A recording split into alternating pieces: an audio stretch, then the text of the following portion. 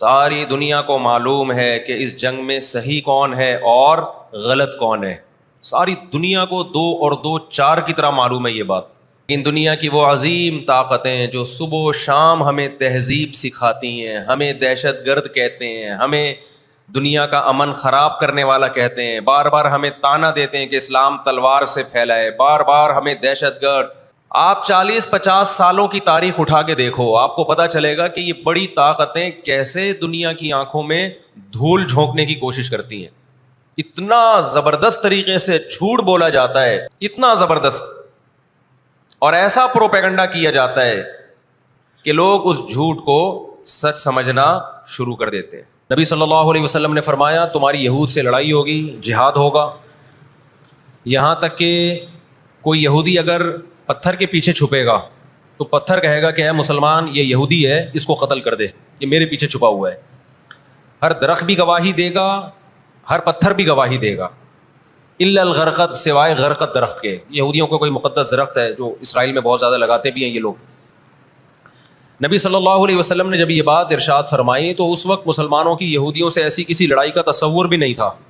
ایک پیش گوئی تھی جو کسی کے خواب و خیال میں بھی نہیں تھا کہ صدیوں بعد جا کے ایسا ہو سکتا ہے. اس سے بھی پتہ چلتا ہے کہ ہمارے نبی صلی اللہ علیہ وسلم کی جو پیش گوئیاں ہیں اگر وہ پوری نہیں ہوئی تو آپ ٹائم کا انتظار کریں, ایک وقت پوری ہو جائیں گی. 1300 سال تک مسلمانوں کو اس حدیث کا مطلب سمجھ میں نہیں آیا. عملی دنیا میں ایمان تو تھا سب کا کہ اللہ کے نبی نے جو فرمایا برحق ہے, کیونکہ یہودیوں سے میں نے بتایا نا لڑائی ہوئی نہیں ہے.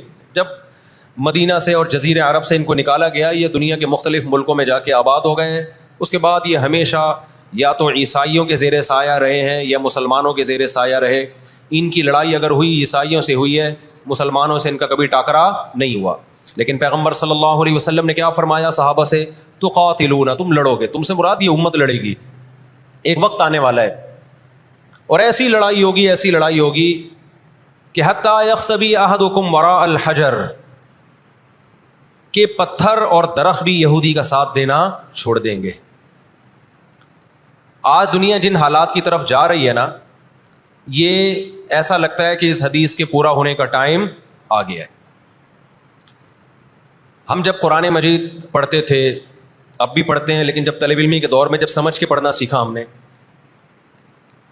تو ہم جگہ جگہ قرآن میں دیکھتے تھے ضربت علیہم الذلہ, اللہ نے ان پر ذلت کو مسلط کر دیا ہے. میں بار بار کہوں یہودیوں سے ہماری مراد علی الاطلاق سارے یہودی نہیں ہیں, کیونکہ میرے بیان کو لوگ شارٹ کلپ بنا کے غلط چلاتے ہیں. تو بار بار میں کہتا ہوں میرا کلپ ادھورا چلاتے ہیں نا تو کوئی یہودیوں کے خلاف نہ چلائے, سارے یہودی ایک جیسے نہیں ہیں. ہم اسرائیل کے اگینسٹ ہیں, تو ہماری جو لڑائی ہوگی اسرائیل سے ہوگی. حدیث میں جس یہودی سے لڑائی کا ذکر ہے اس سے مراد بھی کون سے یہودی ہیں؟ یہ فتنہ پرست اور شر پسند یہودی.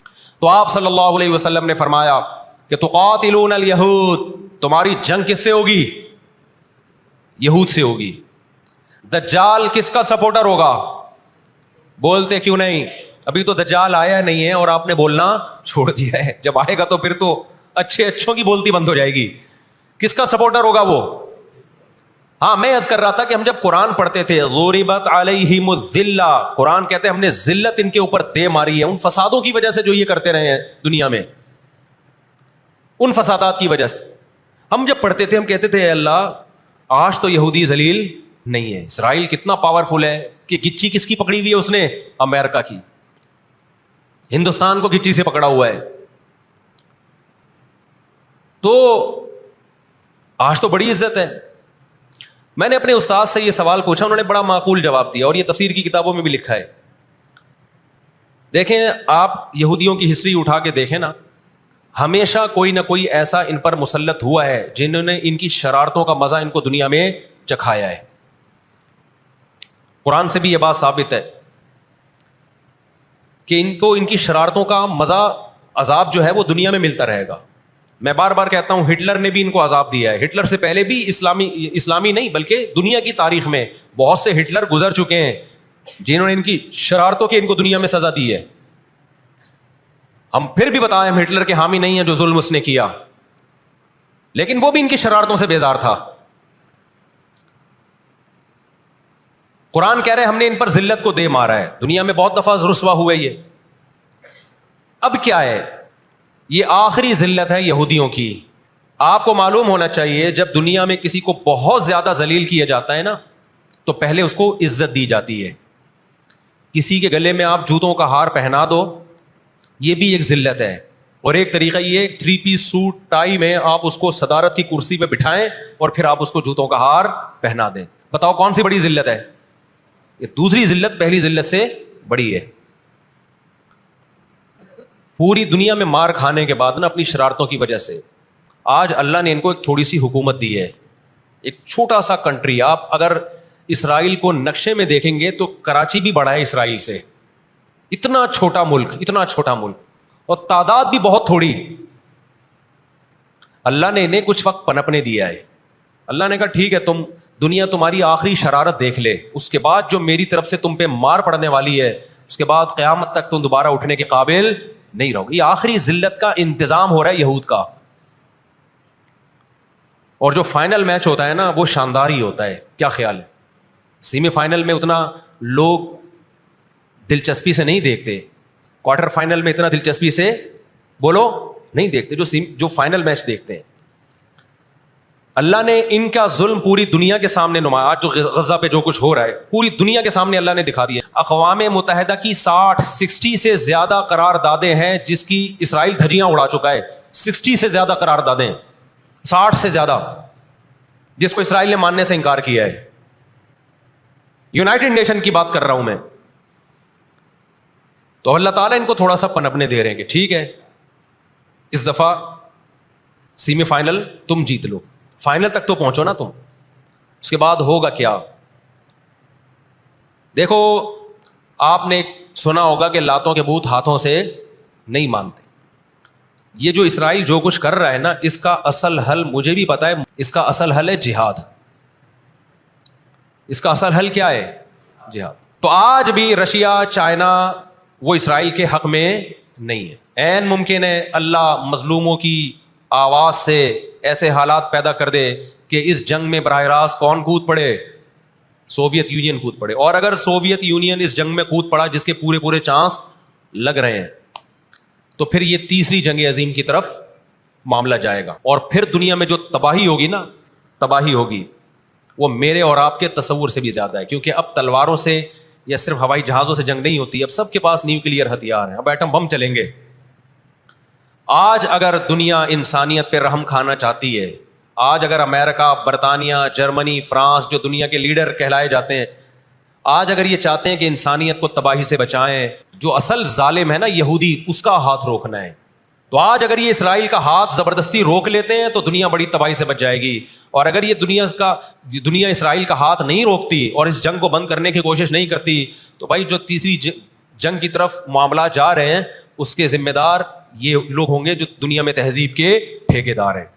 ہمیں قرآن و سنت میں اس بارے میں کیا ہدایات ملتی ہیں؟ اللہ کہتا ہے میں نے یہود پہ ذلت کو مسلط کر دیا ہے. اس آیت میں اور اس حدیث میں جو میں نے تقاتلون الیہود والی حدیث پڑھی, اس میں مسلمانوں کے لیے خوشخبری ہے کہ اللہ تعالیٰ نے جیسے بنی اسرائیل انتہائی کمزور تھے, فرعون کا ظلم اور بربریت کا شکار تھے, اللہ سورہ قصص میں کہتے ہیں وَنُرِيدُ أَن نَّمُنَّ عَلَى الَّذِينَ اسْتُضْعِفُوا فِي الْأَرْضِ, ہم نے ارادہ کیا کہ زمین میں کمزور ترین لوگوں کو اٹھا کے زمین کا امام بنا دیں گے, طاقتور پہ غالب کر دیں گے.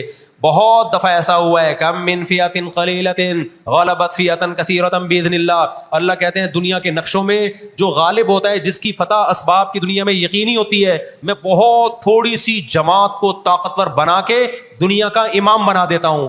ہمیں اللہ کی رحمت سے اور قرآن اور حدیث کی جو بشارتیں مل رہی ہیں اس سے پوری امید ہے کہ انشاءاللہ یہ جو ابھی حالات ہوئے ہیں انشاءاللہ یہ اسرائیل کی شکست پہ اور یہودیوں کی ہمیشہ کے لیے شکست پہ اس کا نتیجہ نکلے گا انشاءاللہ. اور نبی صلی اللہ علیہ وسلم کی وہ حدیث پوری ہوگی کہ تمہاری جو بڑی جنگ ہوگی, نبی نے کیا فرمایا, اس امت کی ایک جماعت ہمیشہ جہاد کرتی رہے گی. لا یزال طائفۃ من امتی ظاہرین علی الحق, ہر دور میں لڑائی ہوئی ہے, جہاد ہوا ہے. آپ اس ہسٹری اٹھا کے دیکھ, کہیں نہ کہیں جہاد ہمیشہ ہوتا رہا ہے. تو آج بھی ایسا ہوگا. اور بالآخر یہ معاملات اگر بین الاقوامی دنیا نے کنٹرول نہیں کیے تو نبی صلی اللہ علیہ وسلم کی پیش گوئیاں انشاءاللہ بہت جلد پوری ہونے والی ہیں. اور یہ جو ان کو عزت ملی ہے نا, یہ اصل میں بہت بڑی ذلت کی تمہید ہے. جب کسی کی بہت بڑی بےزتی کرنی ہوتی ہے تو اس کو پہلے بہت زیادہ عزت دینی پڑتی ہے۔ اس وقت دنیا میں دو بڑی طاقتیں ہیں جو اس وقت تیسری ورلڈ وار کی طرف دنیا کو لے کے جا رہی ہیں۔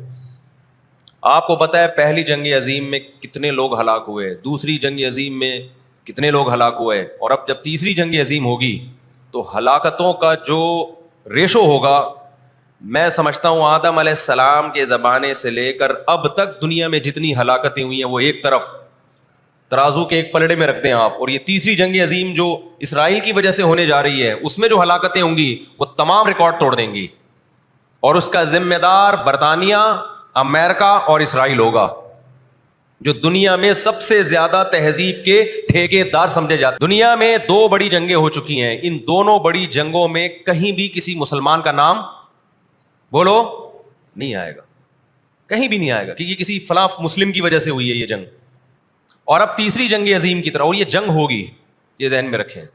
قرآن نے یہ بھی واضح کر دیا کہ آپ کسی پر زبردستی نہیں کر سکتے، تلوار کی زور سے کسی کو اسلام میں داخل نہیں کر سکتے۔ اے اللہ ہم نے ان غیر مسلموں سے سلوک کیسا کرنا ہے یہ بھی قرآن نے بیان کر دیا۔ لا ينهاكم الله عن الذين لم يقاتلوكم في الدين ولم يخرجوكم من دياركم ان تبروهم، 28واں پارہ۔ جو بھی غیر مسلم ہے، چاہے وہ یہودی ہو، چاہے وہ عیسائی ہو، چاہے وہ ہندو ہو، سکھ ہو، بدھسٹ ہو، اللہ فرماتے ہیں اللہ تمہیں ان سے اچھے سلوک سے منع نہیں کر رہا، بلکہ اچھے سلوک کا اللہ تمہیں حکم دے رہا ہے۔ ہمارے نبی صلی اللہ علیہ وسلم جب کوئی یہودی بیمار ہوتا اس کی بھی عیادت کے لیے اسی طرح جایا کرتے تھے جیسے کسی مسلمان کی عیادت کے لیے جاتے۔ ہمارے نبی کی زوجہ ایک یہودی خاندان سے تھیں، وہ اپنے یہودی خاندان کو ہدیے دیا کرتی تھیں، ہمارے نبی صلی اللہ علیہ وسلم نے اس عمل سے انہیں منع نہیں کیا۔ ہماری دشمنی یہودیوں سے نہیں ہے، عیسائیوں سے نہیں ہے، ہماری دشمنی ان یہودیوں سے ہے جو اسرائیل کو سپورٹ کر رہے ہیں۔ آپ اگر قرآن اٹھا کے دیکھیں، اللہ تعالیٰ نے اپنے محبوب ترین پیغمبر موسیٰ کلیم اللہ وقربناہ نجیہ، جن کے بارے میں قرآن کہتا ہے وہ پیغمبر جن کو کوہ طور پہ بلا کے میں ان سے سرگوشیاں کیا کرتا تھا، اس پیغمبر کو اللہ نے اس قوم کی طرف بھیجا۔ کس قدر ٹینشن دی یہودیوں نے موسیٰ علیہ السلام کو۔ ہٹلر جو تھا نا دوسری جنگ عظیم میں تو جرمنی گیا ہوں نا، میں نے وہ قبرستان بھی دکھایا تھا یہودیوں کا۔ ہٹلر نے یہودیوں پہ بہت زیادہ ظلم کیا، جو بالکل غلط کیا، ہم اس ظلم کو کبھی بھی حوصلہ افزائی نہیں کرتے، دیگوں میں اٹھا اٹھا کے زندہ ڈال دیا کرتا تھا۔ ہم اس عمل میں ہٹلر کی بالکل بھی حوصلہ افزائی نہیں کرتے، اس عمل کو اپریشیٹ نہیں کرتے، لیکن اس نے ایک تاریخی الفاظ کہے تھے، اسے پتا تھا دنیا مجھے برا کہے گی بعد میں کہ لاکھوں یہودی مار دیے میں نے۔ اس نے کہا میں چاہتا تھا سب کو قتل کر دیتا، ایک بھی زندہ نہ چھوڑتا، لیکن کچھ میں زندہ چھوڑ کے جا رہا ہوں تاکہ دنیا جب مجھے یاد کرے گی نا کہ یہودی ظالم تھا تو دنیا کو پتا چلے گا کہ میں نے ان کو قتل کیوں کیا، کچھ چھوڑ کے جا رہا ہوں۔ یہ چین سے نہیں بیٹھیں گے، دیکھنا کرتے کیا ہیں یہ۔ ہٹلر اگر آج زندہ ہوتا، دنیا کہتی کہ تو بندہ ٹھیک نہیں تھا لیکن بات ٹھیک کر کے گیا ہے۔ جیسے مشرف بندہ ٹھیک نہیں تھا لیکن بات، اس نے کہا نا دنیا کس کی زبان مانتی ہے، ڈنڈے کی، بات ٹھیک کر کے گیا ہے۔ اور میں آپ لوگوں کو بھی کہتا ہوں، آپ کا گھر بھی ایک چھوٹی سی ریاست ہے، گھر میں آپ کا روب ہوگا تو صحیح چلے گا، گھر روب نہیں ہے تو بھی دماغ سے نکال دو کہ میں محبت اور امن شانتی کے ساتھ گھر صحیح چلے گا۔ امن شانتی سے ہی چلتا ہے گھر، روب کا ہونا بھی کیا ہے، اس کے بغیر نہیں ہوتا گزارا۔ سمجھتے ہو کہ نہیں؟ تو اللہ نے آدمی کو آدمی اس لیے بنایا ہے کہ اس کا تھوڑا روب رہے گھر کے اندر، روب ختم تو گھر سے بڑی مصیبت پھر کوئی نہیں ہے۔ دنیا بھی اسی اصول پہ چلتی ہے۔ قرآن نے ان کے بارے میں کیا کہا؟ ضربت علیہم الذلہ، ہم نے ان پر ذلت کو دے مارا ہے۔ آپ کو پتا ہے کہ یہود کا لفظ اتنی بڑی گالی دنیا کے لیے بن گیا تھا۔